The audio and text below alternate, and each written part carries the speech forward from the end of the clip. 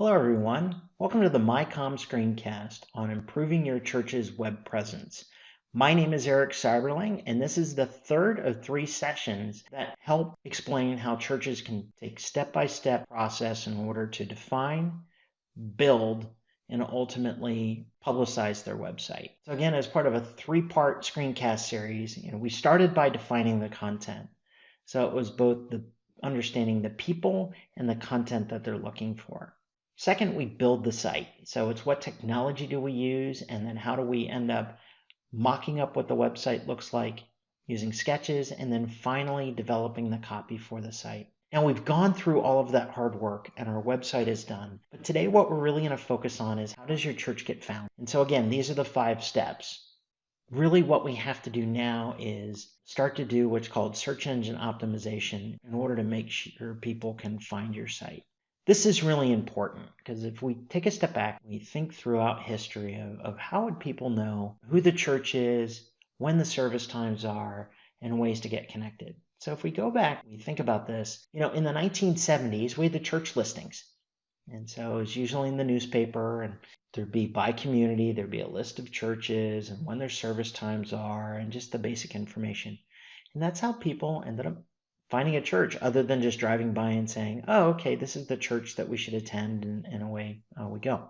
Now, as we start to advance a little bit further, next it became the Yellow Pages. And if you remember in the 1980s, 1990s, there was a big push around Yellow Page advertising and so on for the churches because it was let your fingers do the walking and get found in the Yellow Pages. But since about 2000 now, this is the #1 way your church will be found.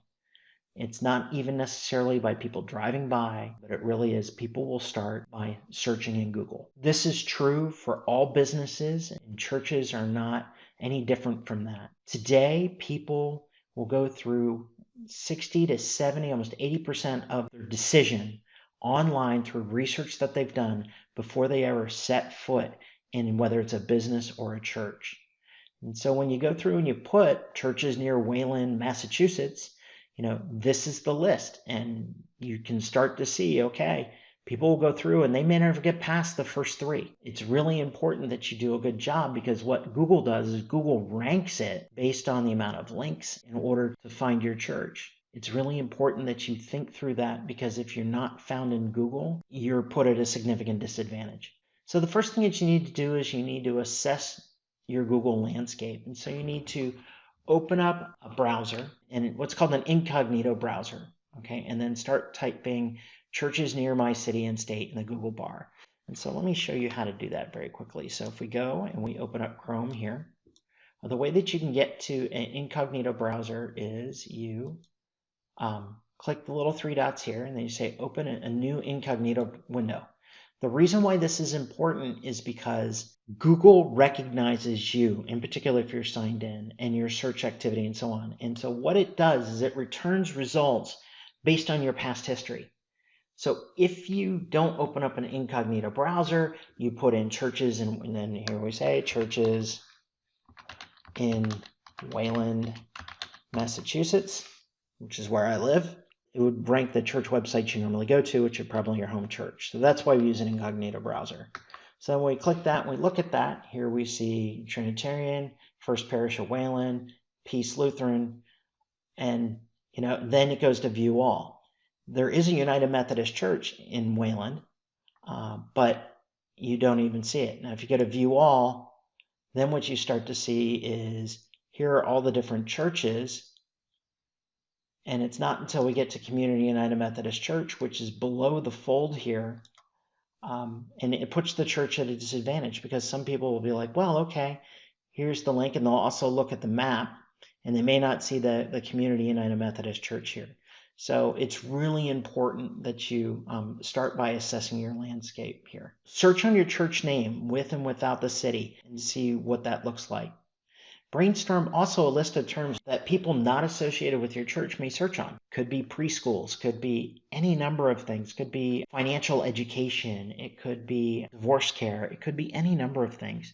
It could be different support groups or anonymous groups. And so brainstorm that whole list. Go into an incognito browser, search that term with your location, and see where you rank on the page, and if you're on the first page or on multiple pages. And I think that's really important. You also need to make sure that Google can see your site. So if you visit google.com and you type site and then your domain name, and don't have the HTTP or the www, we've got our Broken Sheep website, and then we have flockology.com, which is our blog. When you take a look at this, you look at brokensheep.com, there is one, there's not information available on the page. It's because we're launching a new one and it's still in development. You can see this is really poor. There's only one link to it. Yet when we go to the blog, and this is why it's important churches have blogs. This is what I started before we launched Broken Sheep.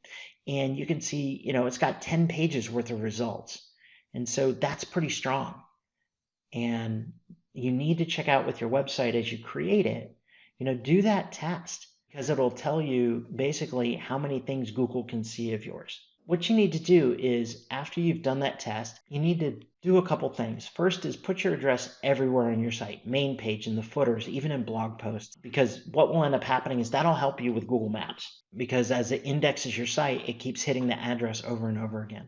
Also, embed a Google map in the contact page of your website. It helps you score much better. The other things that you want to do is you want to start cross-linking internal articles inside your website. If you're doing a blog post on Vacation Bible School, link back to your children's ministry page. If you're doing something on a mission trip, link to missions and so on. And just the more links that you have, both not only inside your site, but also to other external sites. And if the more that they also post to you and have you in their website, the more Google is going to pick you up. The other thing is, and again, I can't emphasize this, make sure you have a blog on your website. What you want to do there is you want to post each of your newsletter articles as individual posts, and then post them on all your social media sites, linking back to your website. If you do that, that will help you get more links and score higher in Google.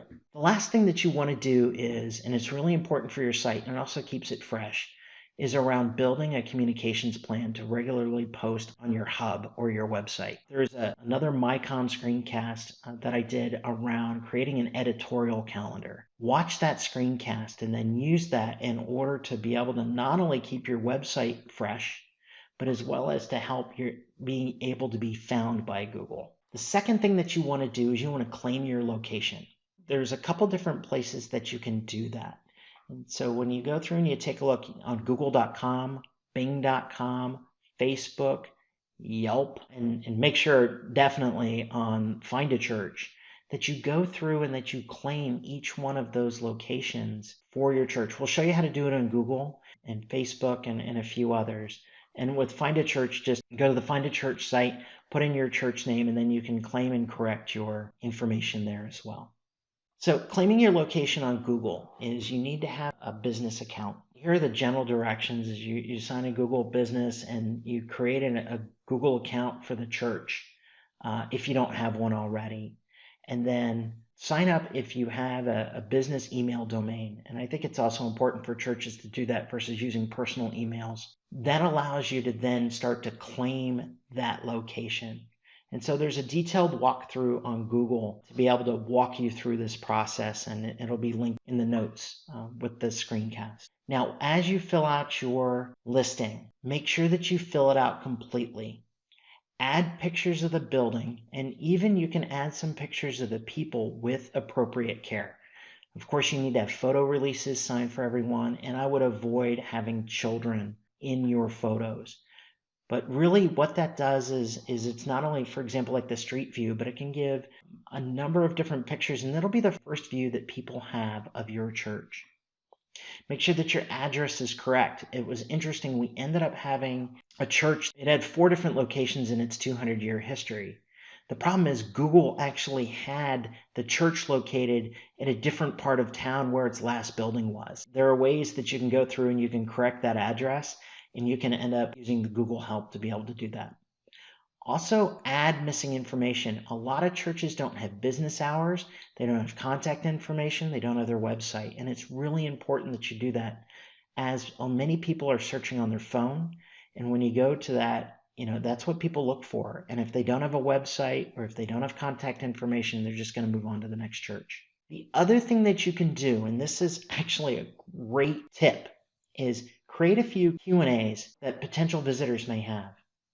And there's a way that you can add Q&As yourself as well. So what you want to do is open an incognito window. We've already showed you how to do that. And then click on Search the Church.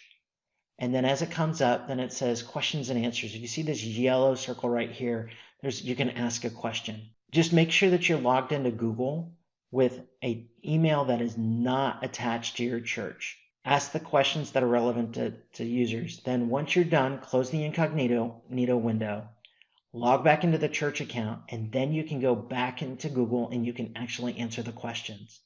It's a really great way to, even if you don't have a website, even before your website is done, that you can start to create engagement and start to help connect people online. Other thing that you can do is you can start to create reviews and encourage reviews from members and regular attenders, and including pictures. So whether it's Christmas, Easter, outreach events, anniversaries, new members classes, what you want to do is you want to, let's say as you hold a new members class, ask people to actually go on Yelp and create a review. We may not think about it that much, but as you can take a look here, you end up seeing on Yelp, it's like, is this your business?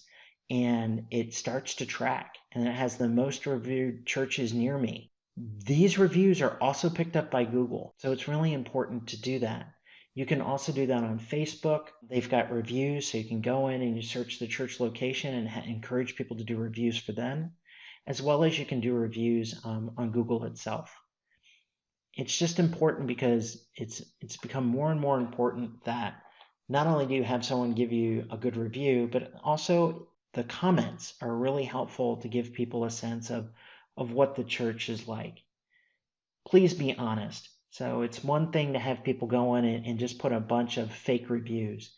But what you really want to do is you want to get the people that are regularly engaged with the church and have them talk about what's great about it, what do they love, and really create that conversation.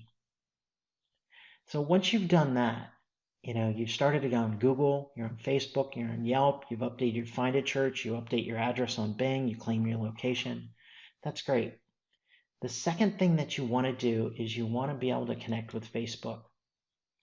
The reason you want to do that is even though there's a lot of discussions about Facebook and is it relevant or is it declining and so on, it's still a very high traffic site that fits into people's daily habits. About 66% of monthly Facebook users use it daily, and Americans are spending 58 minutes a day on Facebook. The visit may last 8 to 10 minutes, but it's a way for you to get connected. It's super easy to set up and it's simple to manage. It just is limited in functionality and search engine optimization, but that's okay. This is to be an outpost for the hub called your website. So to set up a Facebook page, first of all, check and see if your church has one. And it should be someone associated with the church that really does that. And so when you go into Facebook, you can take a look here. There will be on the feed on the side, you see pages, and you can click on that, and then you can create a page. So in this case, it would be a business or a brand, and then you'll be able to select church, house of worship, and it kind of walks you through that process. Set up a Facebook page. Make sure that you've got a picture in the header. Make sure that you have good descriptions, just like reviews and just like the listings in Google. You want to be thorough in filling out the Facebook page profile because that's what people will use in order to find you. Now, once you do that, then you have to feed your page daily. You should be posting daily on Facebook, and it shouldn't be just puff pieces of, just the scripture or just this, but it really should be a really well thought out plan. Again, there is creating an editorial calendar screencast, which is on MyCom, that is extraordinarily useful to help think through of, okay, this is a way that we can engage our audience, that we can engage the people that we want. And so post daily and make it things that are meaningful, that create conversation, because Facebook will rank your pages much higher if there's back and forth and not just like a like or so on, but actual engagement and conversation. Facebook loves videos. And so you can even take, for example, your live stream from your church, whether you cut just the sermon out, or you could take just a section of the sermon, just a 5-minute piece that was really powerful, and put that on your Facebook feed, and then say, if you liked this 2-minute video, go watch the whole sermon. or join us for worship. And so it really is, you have to think very clearly about how to feed your Facebook page. You can do the same with Instagram. You can do the same with Twitter and so on. So think about those as all different outposts. But the very simple things are, once you get your website built, claim your site on Google, fill out reviews on Yelp and Facebook and Bing and so on, and then establish a Facebook presence, which probably many churches already have, and then post daily of things that are really that you want to connect people in with your church and things that are meaningful that someone can act on. And if you do those things, your church will start to get found online. Thank you very much for watching this screencast series. If you missed one of the other ones around defining your content or building your site, please go back and look for those as well. Again, if you have any, feel free to send me any questions at eric@brokensheep.com or make a comment below. I'll try to monitor the comments and get back to you as soon as I can. But thank you so much, and God bless.